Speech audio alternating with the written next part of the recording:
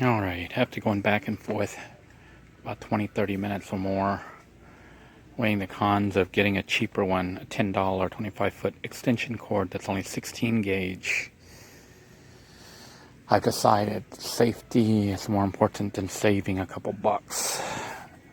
I could get the more expensive one, but I can't afford it. So, what are we gonna do?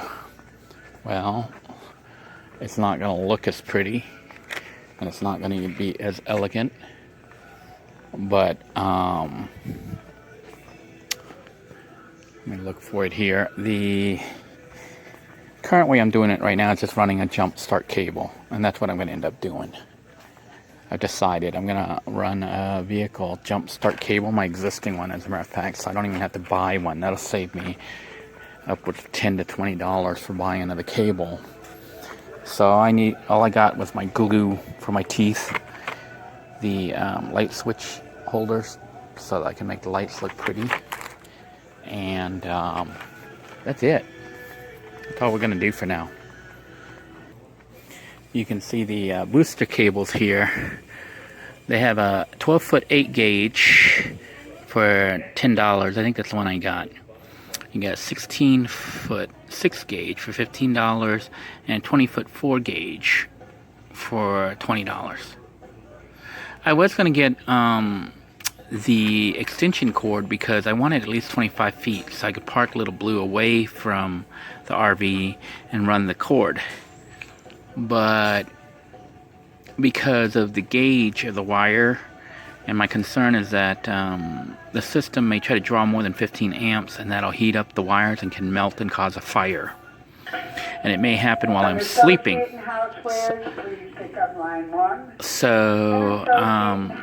Because it can happen while you're sleeping, it's a dangerous situation. So the largest, well, the smallest wire they have for jump starting is 8 gauge. And I think that's the one I have right now, which means I don't even have to buy one. So I'll have to park Little Bluetooth right next to the RV at night, like right up to it, and run the cable under the hood to the house battery and then to the side of the vehicle for a Little Bluetooth, and figure out how to do this in a way that I can somewhat shut the door so that if it rains, things don't, go crazy. But that's what the plan is. We're going to go ahead and just do that just for safety, and because this is a temporary measure until we can get a real system set up with the solar panels, solar charging, and an increased battery bank. Because this is just a makeshift system to make it so I can use the system all night without the power running out, waking me up in the middle of the night going beep, beep, beep, beep, beep, beep, with the house battery running low. So we'll see if that works. Stay tuned. All right. Yesterday, I went over to Walmart to try to hook up or get a house wire, to make a custom connection cable, charging cable, or power transfer cable between Little Bluetooth and Good Enough, the RV. The reason is the battery that I had installed in here, 135 amp hour, wasn't charging fully, and it actually got drained to the point where it ran out or ran low. And what happens when it does that? The RV detects the low power and alarms start going off. It starts going beep, beep, beep, beep, beep, beep, beep all night long. So it wasn't charging completely, and it was draining so low it was starting to kill the battery, which I think it may have actually hurt the battery, because you shouldn't let the number of volts drop below a certain level threshold, and then it starts destroying your battery. But anyhow, what I would do to offset that is I would actually take Little Bluetooth, come park next to Good Enough, and jumper from Little Blue's vehicle battery, the alternator charging it, and jumper it to the RV battery and charge that every day. The problem with that is you're letting your car sit at idle for about 30 minutes or more each day, just wasting gas idling, which isn't good for the vehicle, and also just wasting money. So I've been doing that, I guess, for the last 3 weeks, 2.5, 3 weeks, since I got the system working, but decided, you know what, what we need is to be able to charge the battery while we're driving, instead of using Little Blue's house battery system, which is under here, which is also an RV battery. I think it's about 115, 130 amp hours or whatever. But and I was going to use that one and make a special connection and leave this one, which came from the van, I mean the RV right now. This is the one that I had installed in Good Enough. 135 amp hour marine battery or RV leisure battery. It had been sitting in here. So I was going to make a special connection cable from that battery pack to this one. And then what would happen is when I drive to work and stuff, the house battery in Little Blue would charge like normal when I flipped the inverter cooking system switch, which is, this switch basically connects the house battery here to the vehicle's starter battery, which is hooked up to the alternator, which charges it. So that's how I charged the battery here for the house with Little Blue too. And the system worked pretty much fine. I was able to cook with it. I was able to run, like, you know, the fans all night and keep myself cool while sleeping in the van. Good enough. The battery that was here was running so low, it wasn't even keeping the fan running all night. Probably because I wasn't just running a fan, I was also running lights, and I was running the toilet. When you flush, it pumps. And then also the sinks. When you turn on the water, it pumps. So the pump was using a lot of power, as was the lights and, you know, the toilets. So the battery wasn't lasting, and I wasn't charging it enough. Now I did have a small little 25 watt solar panel that I had bought from Harbor Freight that I was using to kind of, you know, charge the battery a little bit. But the problem is 25 watts is only like 2 amps, and it wasn't really charging the system. This is more of like a battery maintainer. So what I did to try to correct the situation, and I started thinking about it, I was like, you know what? Why leave the RV battery here where it would just drain and be empty, and then have Little Blue's house battery at night transfer the power over to here? It would only transfer halfway, so it wouldn't get maximum power. Wouldn't it be better to charge the RV battery as well? I thought about it. I was like, you know what? That makes better sense. So what I did was I removed the RV battery and put it into the portable house battery box that used to be a portable house battery box, not just battery box. But I don't know if you recall, I had a portable system that I could carry around with me and remove. Those of you who are a witness to the construction of Hut 2.0, which will be airing, or it should be airing by this point for regular viewers of YouTube, you'll see what I did with the portable power pack. But basically, this is like a portable power pack. It's just got a battery in it. And what I did was I hooked up, you can see here, I've hooked up the, see the little jumper, the little clip, alligator clip thingy on the other side there, the black and the red which is positive, black to negative. I ran red from the RV battery to Little Blue's house battery, black from the RV battery to Little Blue's house battery, black. So what we have effectively is one giant battery with 2 banks, and they hold approximately 100 amp hours each, roughly. Batteries tend to drain and go down over time, especially if you let them run below their maximum, you know, their minimum charge rate, hold that it should hold.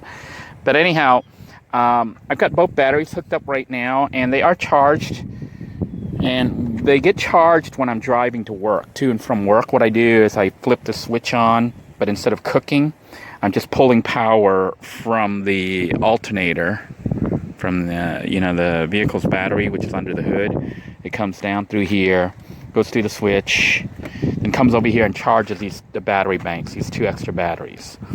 Now, normally a battery, when it's fully charged, should be 12.8.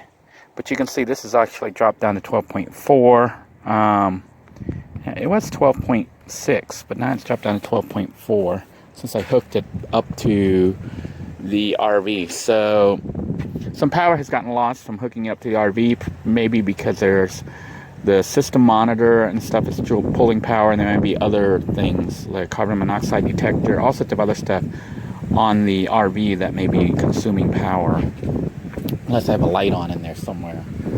But long story short, I now have a battery bank of approximately 200 amp hours that I can charge from Little Blue 2 every day when I go to work.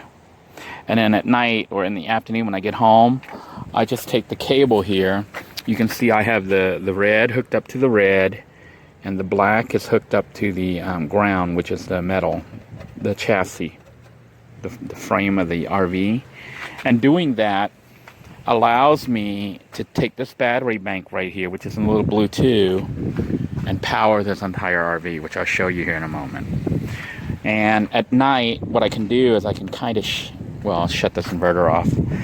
Matter of fact, if I really wanted to, I could use Little Blue 2 to generate 120 volts to power the RV at 120 volts, which we may do here in another episode, just to show you how it works. But Little Blue 2 has become essentially a giant mega battery pack that's self-charging, rechargeable battery pack. Now I have, it's a 200 amp hour, a little bit over 200 amp hour of power that can charge each time I drive to work. And that works out perfectly because I'm driving to work anyways, so I'm burning gasoline, but I'm charging the batteries, which I can use at night. And with 2 packs, I ran it last night. It actually ran without draining, completely. So the fan ran all night. I was able to use the toilet. I was able to function like normal. So everything's good as of right now. But this is how it's set up, and I can actually shut the door. I don't really slam it shut, but mostly shut. So at night, it's like this, just a little tiny gap where the thing is. We don't want to crimp it or anything like that. But that allows Little Blue 2 to function as one huge portable battery pack that can recharge itself. And meanwhile, when I have it set up like this, I can use the RV like normal. All the lights work. It's just as if the RV had its own, regular battery, except that instead of running it from, you see our bathroom with the switch that we've installed. You can turn the light on and off. Of course, we got the working toilet, working water here, and you can hear it pumping. So it's nice to have running water. It's nice to have power. I may try to see how long TV works with it. You can see we even have a large TV here. This is like a 32-inch, I think. Although it requires an inverter to work. I may run the inverter off Little Blue 2 to test out the system and see how well, it works. But running an inverter to create 120 volts will drain the battery really fast, especially if the RV is using it. So I could do it possibly with Little Blue 2 running and then generating the electricity as we're converting it to 120 volts that the RV can use. So essentially what we have here is just I know, it's still a mess. You can see my little ladder that I built though. I do need to clean this because this is kind of driving me nuts. But, I work all day. Like, I've been pulling anywhere from 5 to 8.5 hours a day. And then I come back and I got to work over here at this place where I'm staying for a couple hours. Then it's nighttime, and then I work on the RV when I can. So that's what's happening, and things are getting kind of delayed. But that's pretty much life at the present, and I'm hoping that things will get done and caught up soon. But right now, we do have working water, we do have lights, we do have electricity, and a way to recharge the battery. And that's a big thing. That is a huge thing. So Little Blue 2 continues to sustain life. She kept me alive for the past 3 years and continues to do so, even though we are kind of living in the RV at this point, and good enough. But good enough still isn't functioning on her own. Good enough is requiring assistance from Little Blue. A lifeline. Anyhow, also wanted to talk a little bit about the solar panel and why I moved the solar panel to here. This is the vehicle starter battery, and I put it here so that the vehicle battery will stay charged. That's one of the things, is that a vehicle will not want to start, when it's basically sitting for a long time, the battery will die. This will allow the system to maintain the battery. So right now it says charging. So the battery is charging through the solar panel, and I guess I'll be testing it here sometime. That well had happened if I start the vehicle up, if it tries to charge the RV battery. I don't know if it does that or doesn't. See, I don't know when you start this vehicle if it actually charges the vehicle starter battery as well as the RV battery. That I don't know. You would think that it would do that, but I'm not 100% sure. If you're an RV owner and you're watching this and you know, please let me know. But I'm not positive 100% one way or the other. Well, I wanted to thank you all for tuning in. Hopefully you found this information useful, if not entertaining. Until next time, everyone, take care. God bless you all. Please stay safe. Bye-bye now.